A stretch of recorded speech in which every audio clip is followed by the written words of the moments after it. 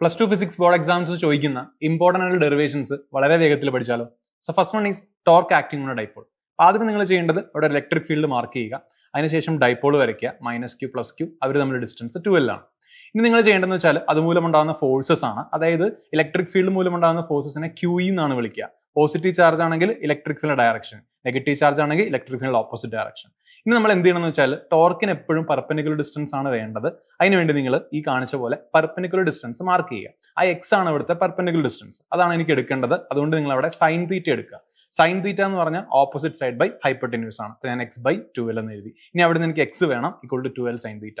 ഇനി നമുക്ക് ഇക്വേഷൻ എഴുതാം. ടോർക്ക് എന്ന് പറഞ്ഞാൽ generally force into perpendicular distance ആണ്. ഫോഴ്സിന് എനിക്ക് QE എന്ന് കൊടുക്കാം. പെർപെൻഡിക്കുലർ ഡിസ്റ്റൻസ് നമുക്ക് ഇപ്പോൾ കിട്ടി 12 സൈൻ തീറ്റ ആണ്. ഈ 12ഉം Q'യും കൂടെ ചേർന്നാൽ നമുക്കറിയാം അത് ഡൈപോളിന്റെ വാല്യൂ ആണ്. അപ്പോൾ 12ഉം Q'യും കൂടെ ചേർന്ന് ഞാൻ P എന്ന് കൊടുത്തു. അപ്പോൾ എനിക്ക് PE സൈൻ തീറ്റ എന്ന് കിട്ടും. PE സൈൻ തീറ്റ എന്ന് പറഞ്ഞാൽ P × E ആണ്.